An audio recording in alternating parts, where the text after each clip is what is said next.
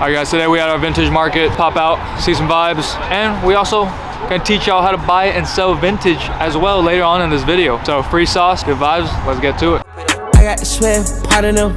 Shorty have them drip, proud of them. Put it on the jet, out of here. 2024, out here. I'm paramedics, killing them. Stepping on their necks, I'm really him. Louis leather vest, trim. Running up a check, stacking them. Shout out my boy Warren, cameraman, content. Let's break down the fit, Warren. No fear? No okay. fear, always. Wait, do a 360 for me. Let me see that. Ooh. That's how you separate the men from the boys. I'm one of the boys. And then the feet. Gotta talk about the feet. The beat Travis highs that I'm getting bullied for. Now this man Warren literally one and done's his shoe, immediately sells them, so. Wear them one time, then sell them. That's the meta. Alex is just jealous. Ricky boots for today, boys. Ricky boots. All right, rich baby daddy. It's the fit. Easy boots, oil, some cargos, I think some Wranglers, Stone Cold tee, love this tee, some jewelry, keeping it simple. All right, Alex, the fit. I thought you never asked. I love you, Grandma. Gets me a hat from every vacation. Little unique little Marnie collab. Got this from a vintage market. Crazy snakeskin blazer. Not real snakeskin though. You know, we for Mother Nature out here. Got the watch. I love watches. Little clean Seiko. Polo Ralph pants. Chelsea boots. With a little Rick. Feeling like Kazuya Mishima today. All right, who are we here with today? Chris, Neil's Vintage. Our beloved employee has an awesome booth. Let me ask you, how long you been doing this? 7 years. Why'd you originally get into it? Mainly to like buy streetwear. So you originally like selling streetwear, but you transitioned to vintage? To like buy streetwear for myself and shoes.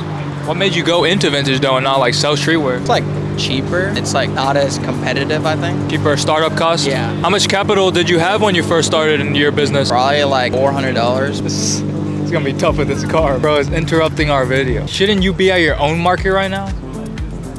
Oh, he's deaf. I'm getting canceled. Oh shit, he's deaf. So when you first started selling vintage, what were ways that you were sourcing it? Mainly thrift stores, garage sales, mainly those things. How do I find a good estate sale? Is it online or do I just drive by and see a sign? Mainly online, like they'll post or like Facebook. Sometimes they post it on Facebook. Yeah, online there's like estate sale apps or estate sale websites. And then on the thrifting side, like, do you have any tips on how to efficiently thrift? I'd say go as much as possible, because if you're going like as much as possible, and I'd say look through not every single rack, but even the women's section. What about a kids section? Is that any money in that or not? Yeah, there's some money in the kids section. Yeah. How do you find out what it's worth? Like, how do you research this type of stuff? Eye catching, and then from there, like look it up. But I like at this point, I just kind of know. Those are cool pants. Yeah, I don't even know where I got them from. Where's the jacket at? Too hot. Too hot. Who are we here with today? Hello, I am Haven, owner of Havy's Jewels. So what do you sell? I sell jewelry, and most of it is made from secondhand materials, and this can include watches, charms, chains, etc. Okay. What would you say your best seller is? I would say my best seller would be my watch necklaces, or my recent addition of just regular watches, and the most simple watches I would say sell better than the more funky ones. So one of these right here? Yeah. Let's take a look at these. Yeah. Okay. They're all unique, so like one of one pieces, right? Yes, everything is one-on-one, and all the watches are found secondhand too. Okay, good for the environment. I like that. Yes, and they're all clean, so they don't have any gross stuff on them. If you don't mind me asking, what is the buy-in cost of these items? Roughly, I would say like $100 a week, maybe. I'm buying like something here, something here, something here. So I would say like $100 for all the stuff here. Maybe like $500 in materials. How do you decide what to price an item? Is it double, triple, or is it how long it takes you, or how rare like the watches are? I price it by obviously the materials, and then I also pay myself for my time. So I pay myself $12 an hour for my time. Okay. So around minimum wage. So yeah, that's kind of how I have like a whole notebook. I write out cost of materials, time, and whatnot. Smart. If I was just starting out like selling vintage or handmade items, how would I get my name out and get some customers? Definitely social media, but also definitely in-person events, and making a business card I have found has been very, very helpful. Appreciate it. Thanks so much. Yes, thank you. We do a main feed post and a reel. The main feed is to like feed the people already following you, like what you have and what you're selling. Yeah. And then the reel is to like build the fans, of course. Yeah. All right, guys, we're out here at our event. We're gonna go around, check out some of the people's booths, maybe get to know them a little bit better, do a little like interview, see what they got. What's up, guys? We're here with Unspoken. Tell me a little bit about yourself, my guy. how'd you start, you know, this whole vintage adventure? Yo, what's up, guys? And how I started actually was I started here and I was in like a little pickle when needed money. Started selling out my closet, and then I actually moved to Florida for a little bit. And shout out Tasty Vintage. He was kind of like grandfathered me into this like vintage game and taught me everything I needed to know. I did my first market down there, and honestly, I didn't do too hot. And then I moved all the way up to New York for probably about like a month and a half, and did a market up there too, and didn't do too hot either. But when I came back down here, I had this newfound love because at least I knew that I could do 2 markets and still survive, you know, with Unspoken Garments. Unspoken Garments is basically about how, like, why speak? Let the garments do that for you. That's my quota. It's more than just the clothes, you know. How I see it is if I grow,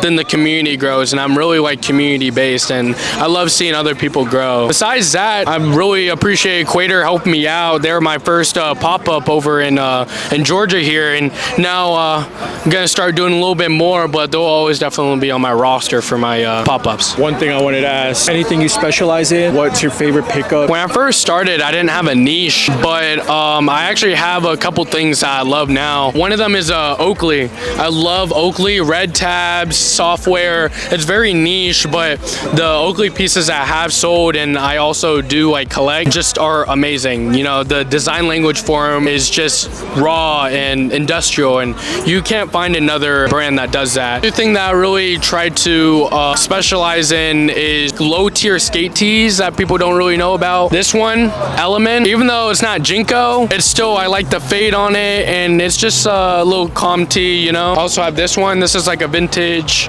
Y2K independent tee. The best thing about those is that they're cheap, so they're not like Jinko prices where you're paying insane prices for some wide leg denim. You can still find some good independent and even Element denim that you can get for like 30 bucks. Another thing that I do like to specialize in is niche car tees. A couple of the other tees that I like, I got this from ATL Finds. Even though it's not like a BMW Mercedes tee, it's still like, I like the car community. My cousin works on cars, so I always, you know, pick up these type of tees because they love repping their merch, you know. Yeah, car tees are also a really big thing, and also like any type of motorsports. I really like that type of stuff. Awesome.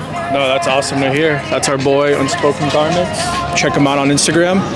So yeah. Peace. What's up, guys? We're here with my boy At starship.vtg. Sir Brendan, tell me a little bit about yourself, you know, how you got into this, you know, a couple struggles, you know, anything that you want to, like, I guess, kind of give us a little brief info about. Really just started thrifting for myself, which I feel like is how a lot of people get introduced into all this. It's just trying to recycle clothes, get stuff in your own closet. I started trying to sell like 8 or 10 months ago or so. Just realized I had too much stuff, and that I was really passionate about recycling old clothes, moving away from like the fast fashion movement. A lot of stuff like made in the USA. It's really cool to see pieces that are 30, 40 years old still like holding up, you know? So I mainly try to sell through markets, truthfully, and a little bit of online. I would say a big struggle is just consistently posting, bro. Staying consistent is the biggest thing in anything that you'll do in life. There's a lot of work behind the scenes with making reels or posting on TikTok or posting on Depop and stuff like that, and it's a grind much more than us going to find old dirty clothes and trying to sell them to make a little bit of money. When it comes to what I like to curate, it's a lot of more sports oriented, so mainly 90s sports, sometimes 80s.